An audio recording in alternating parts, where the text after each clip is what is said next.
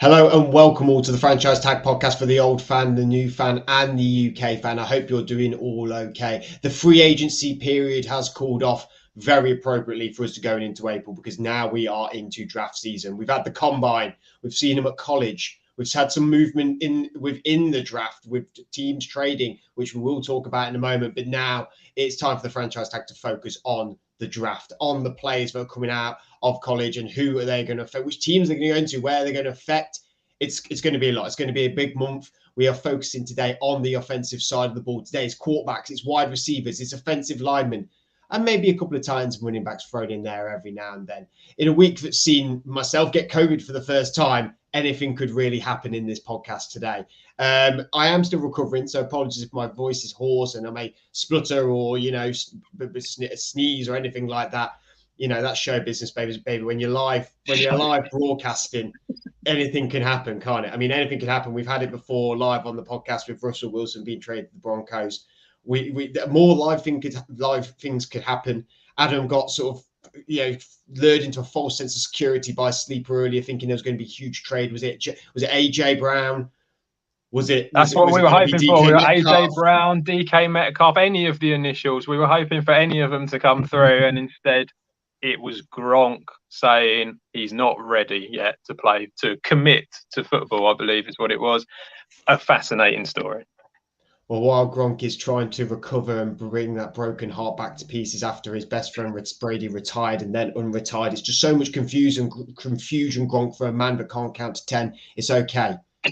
We've got you here. Franchise Tag Podcast is here for you. But it is draft time, and we're going to be talking about the offensive side of the draft as we look towards the whole of April, where the draft will be taking place Thursday, 28th of April. It will be a late one. Make sure you book the Friday off of work. You might not be bothered about the second round, the third round, but it does go on to the Saturday, the 30th of April. But if you want to catch the first round, it's going to be starting early in the morning. You want to book the Friday off because you're going to have to capture it all, because anything can happen in the draft. It's happening in Las Vegas this year. You could be a real happy Jacksonville Jaguars fan or a real happy Kansas City Chiefs fan because you have 12 picks in the whole of the draft. They're the two teams with the most picks in this draft this year. Or you could be a bit upset via the Miami Dolphins. But you shouldn't be upset. You just got Tyreek Hill, but you have only got 4 draft picks for the whole of that weekend. So it's going to be a long one for the Miami Dolphins and one that probably isn't going to much happen. However, if you are a Lions fan, a Green Bay Packer fan, we have one here with us, a Houston Texan fan, a Kansas City Chiefs fan, a New Orleans Saints fan, a New York Giants fan who we have here with us, a New York Jets fan, a Philadelphia Eagles fan, or a Seattle Seahawks fan, you are going to want to book Friday off because you have 2 first-round picks. Currently have 2 first-round picks because anything could happen, just like we had yesterday with the Philadelphia Eagles and the New Orleans Saints. The latest in the trades that have been happening this offseason. It was not for players this time. It was for picks, and it was the Eagles. They traded their 16th pick and the 19th pick and a 6th round to the New Orleans Saints. New Orleans Saints giving back their 18th pick, a 2023 first round pick, a 2024 second round pick, a third round pick, and a 7th round pick in this year's draft as well. Saints moving up from 18 to 16, and they get 19, and Eagles keep their 15 and get 18 as well. Andrew, this trade came out. Obviously, it's a division, the Eagles being in your division, it was a bit of an eye-opening one. It was one that made people on both sides were a little bit like, what's all that about to begin with? We had an Eagles friend of the podcast who hated this trade to begin with for the Eagles. What was your take when this all came out? It's really odd to see a trade just for picks before the draft has started. So when you were on about a trade, I was like, what player? What I'm interested. But when I saw it was picks for picks, it takes a little bit of time to digest what's gone on. And you have to look at the future and things like that and see how many picks they've got later on and whether that impacted. Looking at it, I was like, wow, the Eagles have done fantastic business yet again. This is the second year running. We've talked about how good they've done in business for draft picks and movement within the draft. Slightly confused with what the Saints were thinking. I don't think they got a lot in it, and lots of people were saying for what they gave up just for movement in the draft, they could have got any player outside of a quarterback for what they had to give up, which you're then thinking, what's their tactic? Who are they going for? So it opens a lot of lot of discussions with us lot, and it is exciting. But yeah, it's odd to see movement just for picks so early. I thought that as soon as I saw this reported, I thought Eagles have done good business here. You've still got 2 first-round picks. You've got another first-round pick next year. You've got a second-round pick in 2024. You're trading with you're not trading so much within that positional where the Saints are, but it's like hindering you. You're not. No one's elevating above you. They've not really sort of hindered on anyone in their division either, I suppose.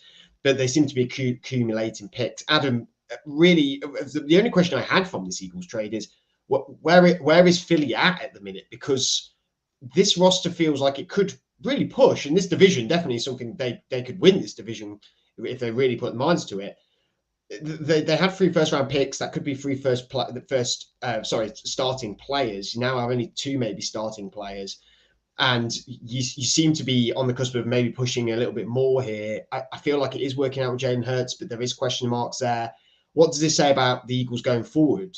Have they got confidence in this roster and getting back to the Super Bowl? I wouldn't say they necessarily have 100% confidence, especially in Jalen Hurts. I think there is an element of that to it. It's they're going to give him. You know, he's got the job this year. I think that's fairly plain to see. And it's going to be about whether or not he can progress. I think all he did last year, I think if he can progress again, then they will keep on sticking with him. That's what they'll do. At the end of the day, they've been very clever. They've managed to move a couple of spots here and there in the first round. They've still got 2 first-round picks. Yes, they've lost 1 this year, but they've gained 1 next year.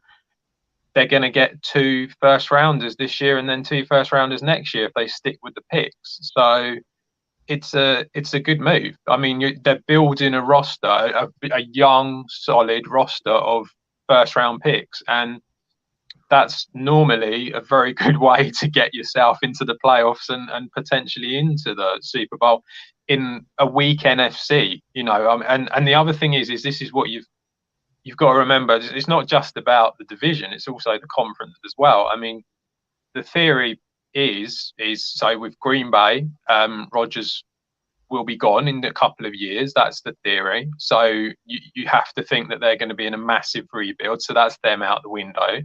The Buccaneers are going to be without Brady. There'll be another team in a massive rebuild. You'll still have the Rams because they've gone in so much with the players that they've got. So they'll still be there.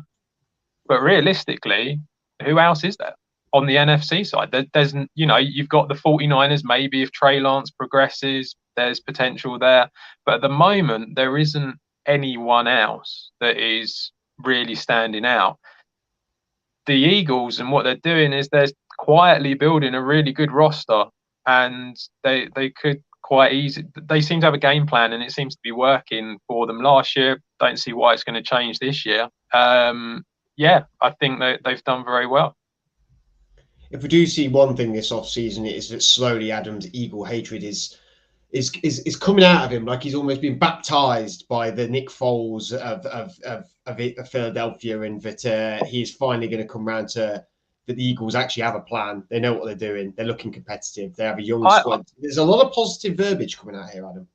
Well, the one thing I'd say is that the reason that I said that they were rubbish a couple of years ago was because they were rubbish. I think that's fair. And the reason that I think they're doing well is because they're actually doing well. In that respect, I feel I've been fairly consistent with it. Right? You're a facts man. At heart, you're a facts man. That's all you need. Andrew, Saints, what does this symbol for them? I mean, people are saying this is the Saints not done. This is the Saints maybe even getting more first round picks to then move up in the draft as well. Maybe to go get a quarterback, some people are suggesting. I mean, at the 18 and God, there's so many numbers. I can't even think what the other number they're at. But anyway, they've gone to 18, 16, they get 19. So they've got 16 and 19. They could feasibly get a quarterback in this position. Do you think the Saints, moves like this usually signal that you're going for a bit of a game change? They're targeting game-changing players. Is that what I mean, they're not going to go out and get two corners here. You know, they've got to be looking at a wide receiver. Maybe they are looking at a corner, or maybe even a quarterback as well. These are strong positions that they do need to improve on, right? Yeah, I mean, we've said in previous years, especially last year as well, their defense isn't massively the issue. It's going to be their offense going forward. I said as soon as it came out when I analysed it, I was like, well, why didn't they ring the Giants? You know, if you're wanting to build a package and move up to the draft, and there's players that you are nailed on that you think can change your franchise, why are you not looking at the somewhere in the top 10 pick? Yes, we know a quarterback is going to easily fall to them at that point, and no one knows who is the best of the 4 or 5 quarterbacks that we're talking about. So they're going to get one of them, and it could be the best one. You don't know. But yeah, if you're after that wide receiver that you're like, he's going to change our franchise, I think you need to be higher than that to get him. But Adam's similar with the quarterbacks as the wide receivers. You're going to get a great one regardless of who you get in the first round.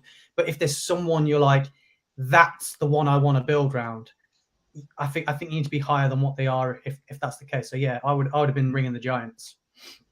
Well, what a massive coincidence when the Saints make moves for maybe some high potential offensive players. So we are doing a podcast all about the offensive players that are coming out in this draft this year. What a coincidence that is. And, you know, there is going to be names. If you're not that FA with college football and you've not maybe been keeping an eye on the college stuff, or you maybe just know the top maybe 5 players' names, there's going to be names that you don't know. Now is the opportunity to learn these players as we're going into the draft for you and your teams to look at. And you know, when you watch it, you go, oh, I've heard of his name. Or if your team picks him, you go, you know, at least I've heard of him and heard a little bit about them.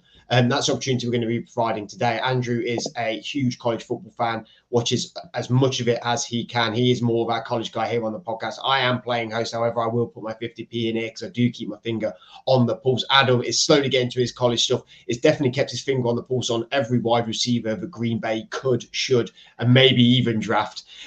So we'll want start them with all. We want all of them. just all of them. Yeah. I've seen several mocks where you doubled it. I've seen several mocks where you double dip on the wide receiver, as well as the Kansas City Chiefs. I've seen double dip as well. Double dip. Nearly went with the wrong word there. Well, let's kick off into it. I mean, let's go with the most important position in football, the quarterback position. We're going to talk about quarterbacks. We're going to talk about wide receivers. We're going to talk about O-linemen, purely focusing on them because they are the strongest, most relevant positions in this offensive side of the ball. We'll briefly mention tight ends and running backs. However, there's not been there's not Najee Harris of this year or a Derrick Henry of this year or players or Jonathan Taylor of this year. Though famously, a lot of them have gone into the lower ends of the draft. There just isn't. This talent pool this year has maybe not got the out and out stars like Chase Young and Trevor Lawrence were in drafts gone by, but it has got loads of depth. That's what's been different about this draft, and it's going to be hard to call who is in that top 5 or top 10 come draft night. But we're going to start with the quarterbacks. Something I very much like to focus on, being a Pittsburgh Steelers fan. And I'm hoping that Andrew and Adam and myself can give you as much knowledge about these quarterbacks. So, Andrew, I'd let you kick off with them. I know the name's Malik Willis. I know the name Kenny Pickett. I know the name Sam Howell, even though I've not seen him in any of the first-round mocks that I've been looking at. I know the name Desmond Ridder. There's probably more names to add. We're going to be talking about a couple of them. You go right ahead. Who should I be keeping an eye out for? And who maybe the Steelers might get at our position at 20 or 21? I can't remember. Yeah, so if you want to talk Steelers and want to talk perfect person for them, the perfect person to take a gamble on as well is Malik Willis for me. You know, when you're talking about gambling on players, everybody gambled on Trey Lance last year, and they gambled on him based on his cannon of an arm and how much of an athlete he was. Well, if you want to talk about those two things, Malik Willis is he's got a better arm, a more deadly arm. He's probably got the best arm in this draft class, and he is built like a running back. You know, which for me, when you're talking about a running quarterback and you're worried about them getting hurt, this guy, you don't need to worry about that because he's built like a running back. He's built to take those hits. And when you look at the stats and things like that coming through, you know, he's had 94 break tackles, which was second to Kenneth Walker, who's a running back, in the whole of everybody who plays in college. Wow. So you know he's got that. He didn't do the 40-yard dash in the combine. I think it's because maybe he's not got the full speed like some of the guys that you were talking about, and he doesn't want to be classed as a runner, but he's got great running skills. He's a great runner. And like I said, the arm that he's got, the deep ball that he's got, you know, it's a scary arm. It's great. So if you're talking about who you want to take a gamble on, for me, he is easily the best prospect to take, work with, and potentially have someone who could really change a franchise in that sense of things. So if you're looking for someone for your Steelers, I like him. Now, we talked about someone who's a great prospect. Who's the best? Who's the best day one ready? For me, if he hadn't have had his injury, for me, it's Matt Corral. What I saw of him and what I watched, I thought he's got an NFL arm. His accuracy is insane, like best accuracy out of all of them. And he's a shifty runner. He's great on the escape. He's really good. He'll be great in play action. He's at Ole Miss. It's an SEC team. He made Ole Miss really watchable this year, which is something they've lacked a little bit from a couple of years since they lost AJ Brown, DK Metcalf, players like that. But he's really put them back on the map, and I enjoyed watching them last year, and he was the main reason I enjoyed watching them. He's got good decision making, and it's improved over the years he's been there. They brought in a new coach while he was at Ole Miss, and they brought in Lane Kiffin, and it really, really improved him. And I think people remember the mistakes and the drops and the ball handling that he had prior, but every single year he improved on that. And I think last year, turnover rate, he was better than all of the guys. So for me, he is the most ready day one. The only thing that worries me about him is the injury picked up at the end of the year. They did say, sit out of the bowl games, like don't risk it, get ready for the draft. And he said, no, I played with this team all year. I want to play in the bowl. It's my team. And it didn't go well. He went off on the cart injured. And that's where the question marks are for me with him.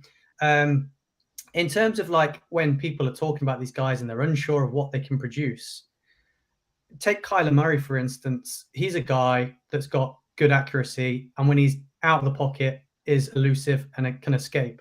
But the difference that this guy's got is when he's going to run at players and he's going to hit them. He's got good build. He's not a little guy. So, yeah, I think he could be sort of a Kyler Murray type back. And I think if you put them in a race and he's as quick as the other guys, and he's as quick as Malik Willis, I think. Maybe he could be quicker than him. So he's a very talented runner as well. So let's not like downplay that. So for me, NFL ready, day one for me. And we've got to talk about the guy at Cincinnati. We do have some sort of links to Cincinnati here. Our editor, her cousin's just recently got a scholarship in Cincinnati, and unfortunately, she's not going to be able to watch Desmond Ridder throwing the ball in Cincinnati because he'll be going into the NFL draft as well. Adam, what have you got on Desmond Ridder? I mean, he had a fantastic year at Cincinnati, a team that really gained fruition in last season. Yeah, from what I saw of different videos and what Ridder's done over the last couple of years, it feels like he would be ready to start. To me, it feels like he would be capable. He's okay, but he's not amazing, sort of thing. The one big problem that I sort of saw from what I saw was the accuracy. He does seem to be a little bit heavy with the ball. It flies over a lot of the time. There was quite a few different parts, different plays where he's just literally just passing it out to the running back. That's all he's doing, and it's just going over their head or it's falling short for them. And it feels like that's his big problem. That's the real issue for him. I think it's really difficult with these quarterbacks. It really is. I mean, you can kind of take what a lot of websites put out and their analytics and where they feel that they are in their rankings and stuff like that. And if you believe all of that, then none of these are anywhere close to the quality of what we had last year. And that seems to be what a lot of people's opinion is of all of them, to be honest. It's a really tough one. I think Ridder's he processes well. That was one thing I noticed. He seems to sort of go through his progression pretty well. So that's definitely something he's got.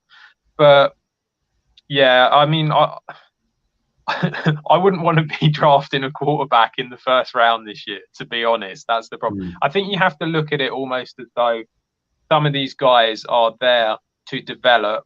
And actually, I think like the Steelers is a great spot for someone because they've brought in Trubisky. You know, you've got the other ones that are there, but we all kind of know that they're just sort of part of the roster rather than likely to start. Trubisky seems to be the guy that they're going to give the chance to on a short-term deal. But if they could pick up one of these guys, then it does feel like it would be the way forward. Personally, for me, I kind of agree with Andrew. After looking at it, I think Corral is the one who's probably the most exciting of the whole lot. I can understand why people like Willis. I do get that. I think that he probably in time will become a bit, especially with the way the NFL is going as well. I think that will work. But to me, I think Corral, look, a lot of these injuries, they always get them, don't they? And they just carry on. So you just sort of think, is it really that bad? I don't know. But yeah, they're all much of a muchness, to be honest. Well, there's also a name that we haven't mentioned that because Matt Corral is a name that has been really going down the boards. I've not seen it many mocks. I've not seen here be discussed that much. The name that seems to be very talked about, but has been going in the top 10 picks is Kenny Pickett, who was at Pittsburgh, University of Pittsburgh, which I think a lot of Pittsburgh Steelers would be very happy with that pick as well. I've not watched loads of him. I've been an elite Willis guy more than anything. What's Pickett got to bring to the table for one of these NFL teams? I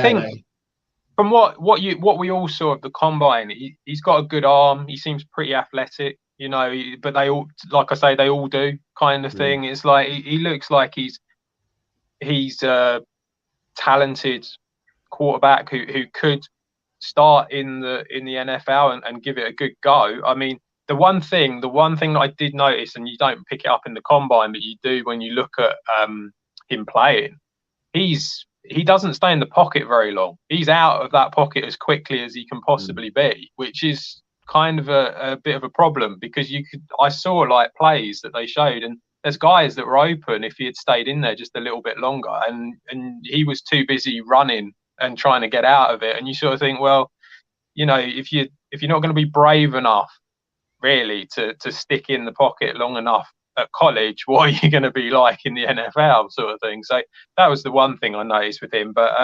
yeah, I can understand why people are looking at him. He comes across as though he's consistent, but I wouldn't say that he's great. I mean, the word's been that a couple of these quarterbacks may go in the top 10, Andrew. I mean, Seahawks, the Carolina Panthers, both teams that in a lot of mocks that have been mocked to take quarterback are in need of a quarterback. I know you have your arguments for Drew Lock being, you know, give him a go. I mean, people have their arguments for Sam Darnold to still go. I mean, it's not an argument we really have here, but there's definitely discussion with some of these quarterbacks going in the top 10. Do you think they are warranted to be going in the top 10, given that there is no really out-and-out number one? Yeah, of course there is. Like I said at the start of it, Trey Lance went at number 2, and we haven't seen anything of him, and we don't know roughly what he can produce. He was a prospect, and people like what they saw. And like I said, there's guys in here that I like more of what I've seen from these guys than I did from Trey Lance. So why are these guys should be out of the top 10 when he was the second pick? There's guys in this draft that excite me more, and I think would be better suited to the NFL than Zach Wilson. So again, you know, that's 2 and 3. So yeah, there's guys. It's just about analyzing what you've got, what would suit your team the best, and hoping that one of these guys it hits. Because I think there's 4 of them that could be starters day one. I think one of them, I think he needs to maybe sit and learn. I think he's got a bit more of a learning curve than some of the others, but can then become a starter. Who's that? Which one do you think that is? I think Desmond Ridder needs a little bit more time. I think he's got some flags, red flags that I'm like, they need ironing out before he's a starter. He's consistent, and he's had a long consistent career with Cincinnati, and he was the captain. He's got good leadership skills, but there's stuff that needs ironing out more than any of the others. So I think he needs a bit of NFL coaching, a bit of time to adapt, and he could be a starter in the future. Whereas I think the others have a chance at being day one starters and potentially being good for the franchise. There's certainly interesting prospects out there to go in that quarterback, but we've got to move on to who they'll be throwing it to. And there's plenty of exciting ones coming out this draft. Adam has definitely taken a very, very keen interest since the Devontae Adams trade, so I will fire over to him. Again, some of these names, they look like they'll be going in the top 5. The Falcons in that 5th pick, wanting a wide receiver, really. A lot of people are mocking them there.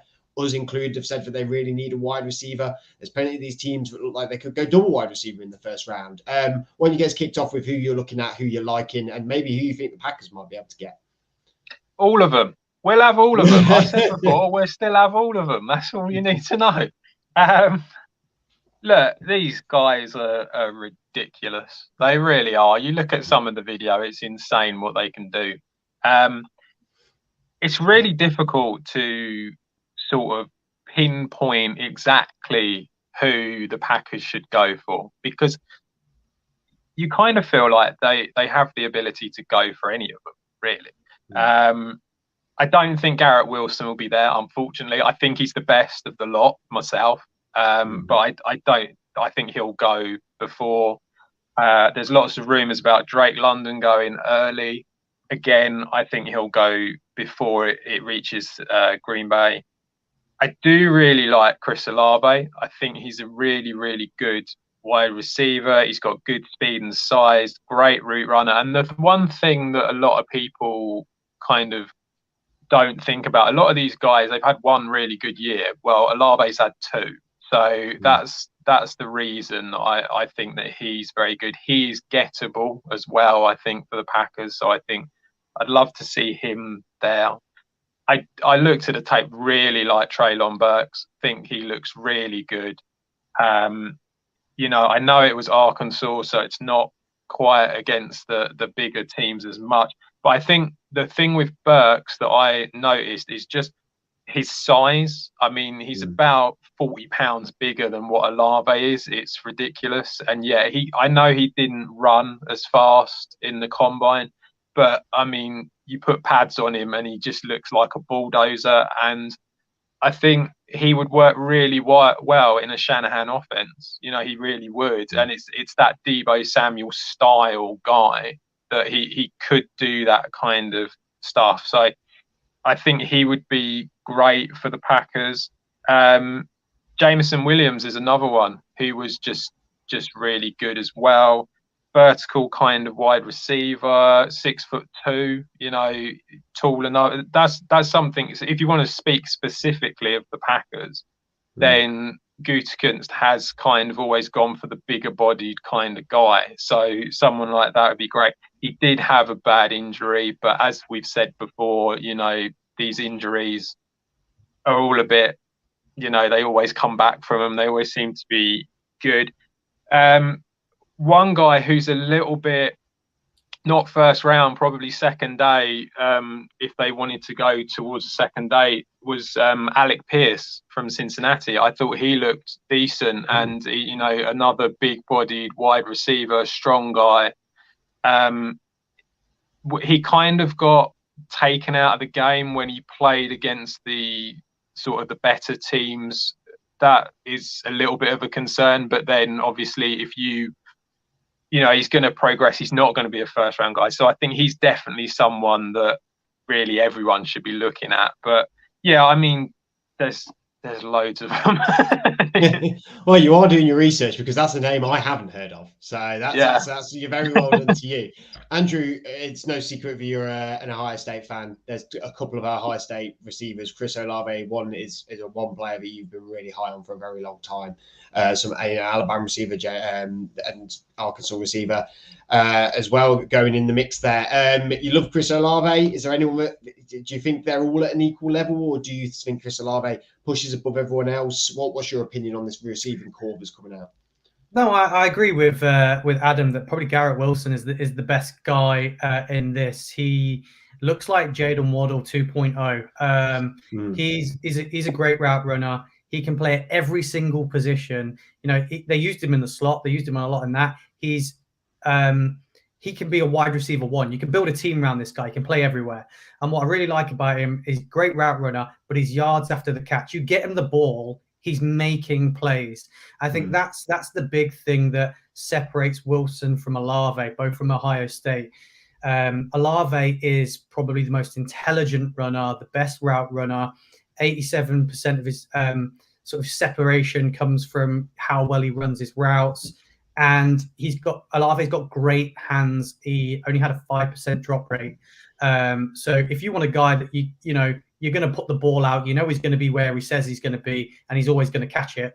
Olave's your guy. He's not great after the catch. He's going to catch it, and then you go in, let's move the sticks, let's carry on. But Wilson, he's the exciting one where you get him the ball, and it could be touchdown, touchdown, touchdown. So that's what I think he's the number one for me in this draft class. And then Drake London, I love a big guy as a wideout. So if your team has a slot receiver and you need an out-and-out wideout that's going to be vertical, catching the ball, contested catches, Drake London's your guy, 6'5". He is a contested catch machine. You just chuck it up and he'll get it. He doesn't have the speed, the out-and-out speed like any of the other guys in this draft, but do you really need it when you can, all those cornerbacks, you're just going to push them off and get it that way. So I think if you need a wideout, like the Falcons need a wideout, I think they could go after him. If you need a slot receiver or you need to build a team around a receiver, it's Garrett Wilson. And Olave for me is he's going to be he could be a wide receiver too, like T. Higgins is, and just sort of like clean up everything. You could build a team around him. He's going to be good on the wide out. I think he'd be perfect for the Packers. Jameis Williams, absolute speedster. He's going to be, he is one of those guys, when you talk about them, that's just downfield and no one's anywhere near them and they're just catching the ball. He's going to be that for you. Something that worries me in the NFL. I don't think it always works. I think that's a college thing. But he's definitely a fantastic talent. He had yards per catch. He was actually better than Waddle and Smith at Alabama, which is where he's at. Wow. So, there's lots of things to like about him. Lots of things. And as Adam said, the depth of wide receiver in this as well, when you're going back, you guys have seen my top 5 in order. I didn't have Treylon Burks on there. He didn't quite make my list. But he's still a fantastic receiver. Just for me at college, he ran around a little bit like a headless chicken. He's a physical guy and he's quick, but his routes weren't great. He just got himself open and caught the ball, which is great at college. But sometimes that worries me in the NFL slightly. But I know you bring up Alec Pierce there. Whoever drafts Desmond Ridder should go after him. They play together. Literally be the perfect scenario. So again, the Falcons, if they want to get a quarterback that they could potentially use next year and a wide receiver, double down on him. They could get both these guys later on. But yeah, there's some other guys just to mention. John Mechie, who I thought was going to be the best receiver at Alabama for his year. He's one not to shy away from as well. Yeah, so this is a very talented wide receiver class, and anyone who takes any of them, I know Adam's going to be happy with this comment because he's the one that installs it in, and it'd be quite a lot. Why spend big money on going out and getting one of the already talented wide receivers when the wide receiver talent coming through in the last 3 years is insane? I'd rather take one of these guys and pay them $4 million a year than than have Kenny Golladay, who I really like. Mm-hmm. When you look at Jamar Chase, the pick last year, everyone went like, Bengals, why are you picking him? You should have taken Penei Sewell, and then he produces the season that he produces. I mean, any of these receivers that have the type of season that Jamar Chase had last year are going to be just thrilled, and any team in all the fan base is going to be absolutely thrilled as well. Let's talk about the unsung heroes, maybe, of the NFL, the ones that try and keep quarterbacks upright and do a lot of the gritty work in the trenches, is the offensive linemen. We talk about it because there is two that look like they could be going in the top 10, maybe even the top 5. Two of them were rumored to be going to be the number 1 pick at one point, being Evan Neal and Ikem Ekwonu, known as Ike Ekwonu.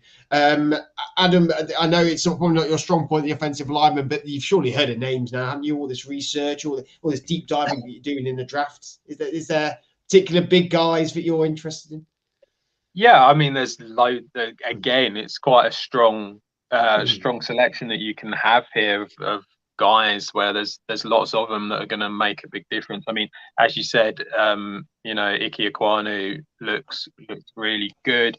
I mean, I think from what I saw of him, he's a very good run blocker, like a great run blocker. Charles Cross is another one who looks pretty good. Maybe not quite as good as Ekwonu. Decent at pass protection was the one thing that I noted from him. But yeah, he looked pretty good. Obviously, Evan Neal, I think you can safely say is the best one of the lot. He's the best all rounder. He can do pretty much everything, which is why I don't think he will go number 1, because I don't think that's where the Jags will go. But he could, if the Jags needed an O lineman, he would be the number 1. There's a few other. The one person who I saw, which was, I mean, just an absolutely ridiculous size of a man. It is just unbelievable how big he is. Daniel Fellaily from Minnesota, 6'8", 387 pounds, and he can move. That's what's scary. It's crazy. He was just insane, and again, great. I mean, I put great run blocker. You sort of think, how can he be? It's like, it's just ridiculous how big this bloke is, and yeah, there's some really good O linemen there at the beginning. I think that, like I said, the first 3 are all first rounders and probably quite high. Once you start getting past that, maybe at the back of the first, beginning of the second, I think you're probably looking at for a few of these guys. Another guy who I thought looked pretty good was Luke Godeki. I thought he looked pretty decent from Michigan. He was quick, strong, but you're looking at maybe a second day, possibly the very beginning of the third day. I thought he looked decent as someone that you can develop. But yeah, I mean, there's depth, but really, them first 3 are just very, very good, and then Fellaily is just an absolute monster. Well, teams are always looking for their bookend left tackle, right tackle combo, the ones that are going to keep their quarterbacks upright for the whole time. But Andrew, you got to give some love to the guards and centers as well. Tyler Linderbaum, Zion Johnson, Kenyon Green, they're all names that I know that are at the guard position. I know a lot of them have experience at playing tackle. I know that Ike Ekwonu has experience of playing guard as well, and they have that flexibility. I would say, actually, that's what I've noticed a lot more when the offensive line we've been talking about his draft is all of them are pretty good, and all of them have massive flexibility as well. There's Bernard Reimann in there, the Austrian, who was a tight end converted into a tackle as well. To give us a little bit of info on them, Tyler Linderbaum was apparently a top 10 pick, has now really plummeted down. And there's definitely teams out there that are going to need that guard position. And some of these teams, it's just a step away, really, from another Super Bowl run if they get 1 or 2 of them positions sorted. Yeah, I mean, that's the good thing about this draft. And when we talk about the depth in O-line, and we talk O-line specifically, this has got talent across the whole line. And Linderbaum's one of the best ones to talk about. He's probably rated maybe the 3rd best O-lineman in this draft. But his position, I think he's going to be a center in the NFL. I think you're looking at him to play the center position, and it's not a position that, you know, there's only one on a team. You know, tackles you've got 2, guards you've got 2. So there's not many teams that are fully going out for a interior lineman to play center only, which is why I think you're seeing him drop down a little bit lower than his actual talent is, because he's easily a the third best probably O-lineman in this draft. And as you talk about them as well, that's why these guys are dropping in this draft. Neal is a left tackle, and he's going to be a generational left tackle, 6'7", 337 pounds. That's what he is.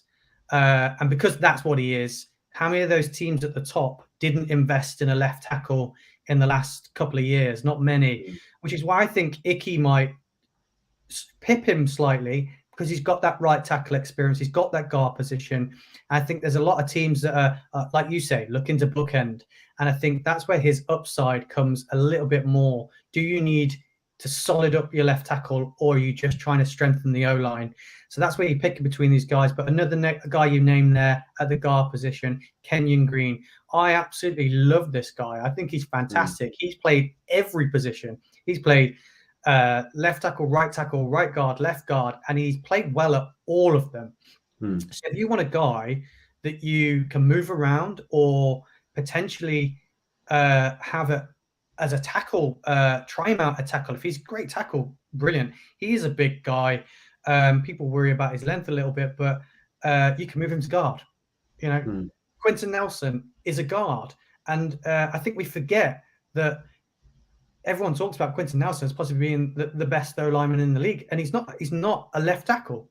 So having that position is real key, especially if you're a running team. This guy's gonna, on a run team, could change their whole dynamic. So there's some fantastic names in here all the way through to round 3, and there were some guys in there from the smaller colleges that really showed up on their at the combine, which will only elevate them higher, because they were freakishly athletic in the combine. These guys, for big guys, there's some proper athletes in here with great footwork.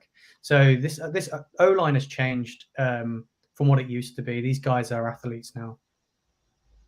Andrew, given that the biggest need for the Giants was O-line, I know that you've brought in a lot of O-linemen, but there's still a lot of rumours going around that they're going to go O-line. I mean, because you're, is it 5 and 7, I think you are?